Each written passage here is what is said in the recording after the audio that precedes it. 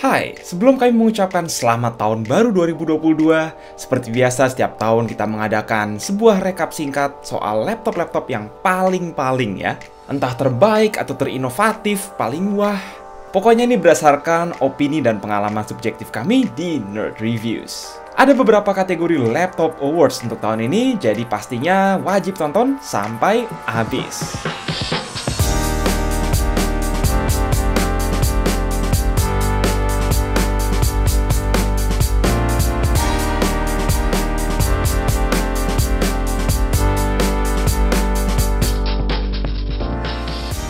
Sedikit basa-basi sebelum kita mulai, tahun ini ada 7 kategori ya untuk Laptop Awards. Yang pertama adalah Basic, terus ada Productivity, terus ada Convertible, ada Essential Gaming, Mainstream Gaming, hingga Hardcore Gaming Laptop, dan terakhir Best Innovation.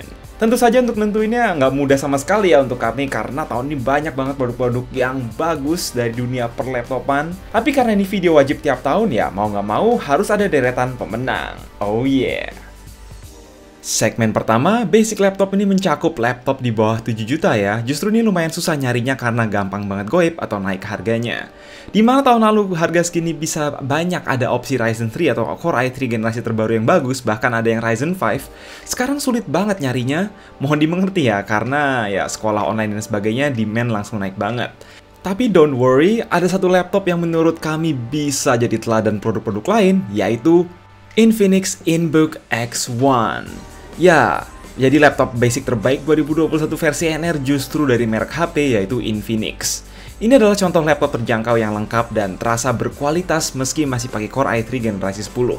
Misal, desain kekinian dan mirip Ultrabook belasan juta, charging USB-C dengan charger modular udah include, RAM 8GB, SSD hingga layar IPS sRGB mentok yang cakep.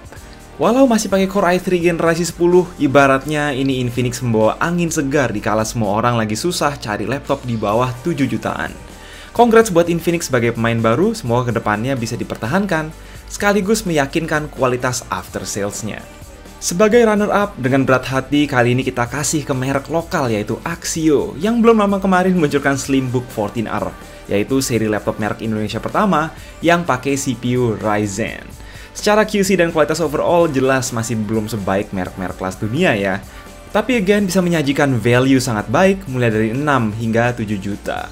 Maksudnya versi Ryzen 5 3500U ini udah bisa loh dipakai editing 4K ringan dengan layar IPS, RAM 8GB serta upgradabilitas yang mudah.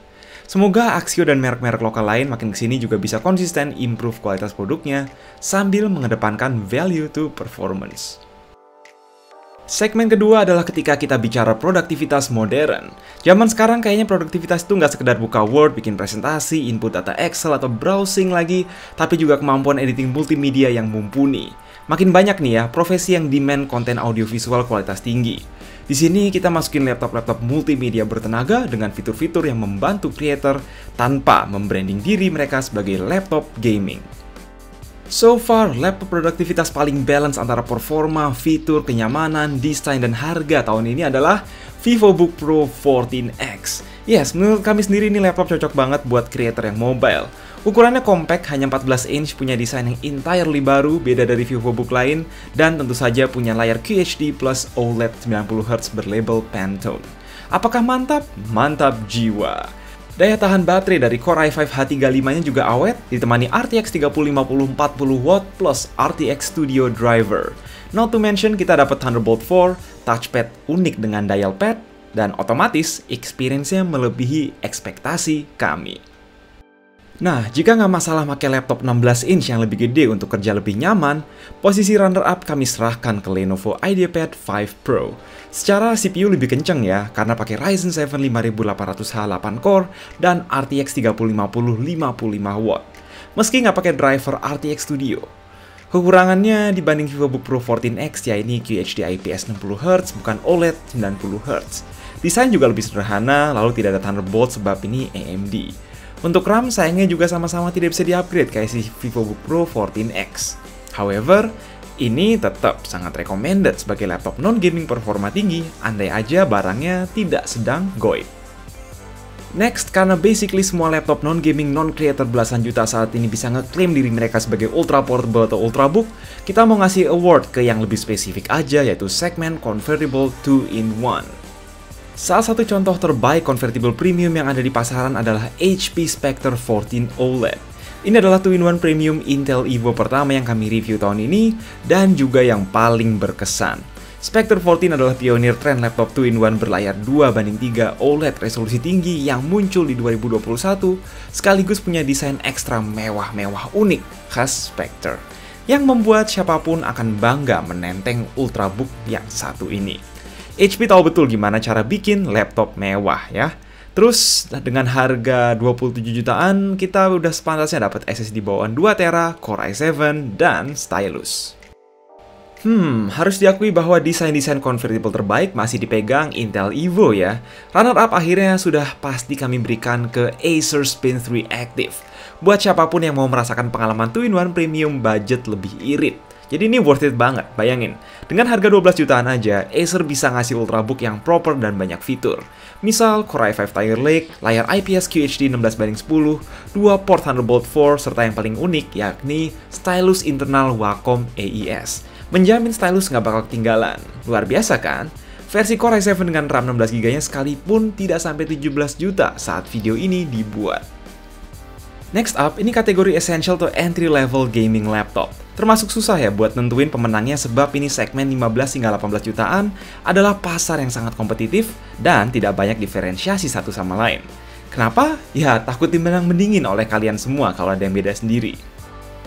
Tetapi ketika harus milih satu, gue sama Rizky akhirnya berpihak pada Nitro 5 2021. Jujur ini adalah laptop yang value to performance-nya bagus, tipikal Acer dengan beberapa improvement seperti refresh desain sedikit, upgradability oke dengan slot SATA 2,5 inch, adem, dan yang paling penting ada port Thunderbolt 4 di versi Core i5 Tiger Lake RTX 3050 yang paling basic sekalipun. Soal layar, sayangnya memang sulit sekali cari yang 100% sRGB di segmen budget gaming, jadi mau nggak mau sang pemenang ini pun lebih memilih refresh rate 144Hz ketimbang itu. Sebagai runner-up, kami akhirnya kasih ke TUF Gaming F15 buatan Asus. Laptop ini di versi paling basic Core i5 RTX 3050-nya memang belum ada Thunderbolt, tapi secara desain ganteng, terus konstruksi solid dengan label mil STD. Tidak bisa nambah SATA 2,5 inch, namun ada 2 slot NVMe. Terus yang terpenting, adem, berkat perbaikan ventilasi dari versi TUF tahun lalu. Lucunya, SKU ada banyak hingga versi mentok pakai Core i9 RTX 3060 yang maybe akan kami coba nanti. Laptop Core i9 mana lagi coba yang harganya 23 jutaan. Setelah segmen essential, sekarang kita masuk ke kategori mainstream gaming laptop yang harganya 20 hingga 30 jutaan. Biasanya di segmen ini kita mencari performa dan pengalaman terbaik tanpa mesti gadai rumah. Satu laptop super kece yang jadi contoh trendsetter di segmen ini adalah Lenovo Legion 5 dan 5i Pro. Tersedia dalam varian Core i7 atau Ryzen 7 ditemani RTX 3060 atau 3070 full power 130W tanpa sunat-sunat. Ini adalah laptop gaming bebas kompromi. Layar 16 inch QHD 165Hz rasio 16:10-nya pretty much jadi standar baru yang kekinian dengan footprint yang tidak lebih besar dari rata-rata laptop 15 inch generasi sebelumnya. Port serba lengkap, adem, upgradabilitas terjamin. Desainnya juga lumayan baru, keren, dan secara menyeluruh worthy untuk bisa dapat award dari Nerd Reviews. Nah, nampaknya sekarang segmen ini memang didominasi laptop 16 inch. Sebagai runner-up, kami memutuskan untuk masukin seri Omen 16 by HP karena mampu menyajikan value to performance yang baik, yaitu 25 jutaan saja saat ini untuk versi Core i7 RTX 3060 layar QHD atau Ryzen 7 RTX 3070 Full HD di 28 juta. Secara desain bagus, adem, upgradabilitas oke, overall solid, cuma ya ini agak lebih konservatif dari Legion 5 Pro karena masih pakai rasio layar 16:9 dan bodi yang dominan polimer. Kategori laptop gaming terakhir sudah pasti yang ada di atas awan, yakni yang 40 jutaan ke atas atau yang lebih sering kita kenal sebagai laptop gaming high-end. Kita sih lebih seneng bilangnya kategori hardcore. Ya ini intinya buat para sultan dan para kaisar yang nggak peduli lagi sama harga demi mendapatkan pengalaman gaming portable terbaik yang ada. Sebagai pemenang, kita masukin laptop yang basically udah dicoba baik oleh Mike dan Rizky, yaitu ROG Zephyrus S17. Tanpa keraguan, tahun ini kayaknya ROG banyak banget bikin kejutan di segmen atas. Contohnya si Zephyrus 17 inch terbaru ini yang dilengkapi optical mechanical keyboard super nyaman, menyatu dengan sistem AAS yang ngangkat keyboardnya. Sebuah inovasi desain yang radikal. Performance-wise dijamin rata kanan mulai dari Core i9 Tiger Lake, RTX 3080 140W, RAM 32GB, layar QHD 105Hz, dan SSD PCIe Gen 4 2TB. Belum lagi bicara speakernya yang bagus banget, lalu bonus headset ROG Delta dan mouse Cakram Core membuatnya jadi salah satu mesin multimedia terbaik yang bisa kalian beli. Di atas itu tahu sendirilah, kalau bicara ROG itu gengsinya udah beda kelas sendiri. Maka dari itu, sorry to say, sebagai runner-up pun akhirnya kami nggak ada pilihan lain selain masukin satu lagi laptop ROG. Karena memang nggak ada laptop gaming high-end lain yang membuat kami begitu wow dan berkesan tahun ini. Secara harga, ROG Zephyrus Duo SE udah agak lebih terjangkau dari yang keluaran 2020, sekaligus mengukuhkan posisi AMD Ryzen 9 di segmen laptop gaming papan atas. Laptop ini punya dua layar yang bawahnya touchscreen dan sedikit terangkat buat memaksimalkan ventilasi, seperti keyboard Zephyrus S17 barusan. Sisa jeroannya sih mirip-mirip Zephyrus S17, dimana tapi kali ini sang RTX 3080 140W-nya dipakai buat nge-push panel utama 4K 120Hz. Sebuah laptop yang luar biasa. Terakhir, ini ada satu lagi segmen baru di Laptop Awards, di mana kita berusaha mengapresiasi inovasi-inovasi komputer portable baru yang bold dan berani gitu ya. Lebih singkatnya out of the box dan jarang terpikirkan sebelumnya. Selamat datang di Best Innovation. Salah satu alasan kenapa ini award ada itu gara-gara kami suka ngefans banget juga sama ROG Flow X13 yang otherwise bingung mau dimasukin di mana ya. Disclaimer, video ini tidak disponsori Asus ROG. Soalnya ini laptop gaming bisa masuk, produktivitas bisa masuk, convertible bisa masuk, bahkan ketika disambungkan GPU eksternal ROG XG Mobile 3070 atau 3080 juga bisa loh masuk kategori laptop gaming hardcore. Overpowered banget ya, sebuah ultra portable 2-in-1 gaming modular yang sedemikian berani, inovatif, dan revolusioner, sehingga pantas dapat tempat sendiri. Power punya, portabilitas iya banget, dan fitur juga sangat-sangat lengkap. Baik buat gamer sekaligus content creator. Selamat buat Asus dan ROG yang kayaknya borong beberapa slot award di video ini, bukan karena mereka sponsor, tapi karena memang mereka berani berinovasi dan membuat produk yang bisa jadi solusi laptop performa tinggi buat banyak orang. Semoga brand-brand lain jangan sampai ketinggalan ya di tahun depan. Nah, runner-up komputer jinjing yang berani berinovasi sebenarnya bukan laptop ya ini. Sorry, tapi sebuah konsol gaming handheld ber-OS Windows merek Cina, yaitu GPD Win 3. Jadi apa yang spesial dari produk ini? First, ini mengingatkan kami pada UMPC dalam kurung Ultra Mobile PC tahun 2000-an, sebuah PC mungil yang hampir bisa dikantongin dan menemani kemana saja sebelum adanya smartphone canggih dan ultrabook. Bedanya, performa gaming yang satu ini nggak tanggung-tanggung, berbekal Core i7, Iris Xe G7, RAM 16GB, dan SSD 1TB yang siap melibas sebagian besar game di resolusi 720p. Punya keyboard touch sensitif pula. Ditambah Thunderbolt 4, GPD Win 3 siap jadi solusi PC ultra portable yang sangat niche tapi menarik bagi yang merasa membutuhkan. Kekurangan utama produk ini menurut kami ya adalah touchscreen-nya yang hanya berukuran 5 inch, jaminan after sales nihil, dan daya tahan baterai yang pendek. Namun apakah unik, inovatif, dan berani? Tentu saja.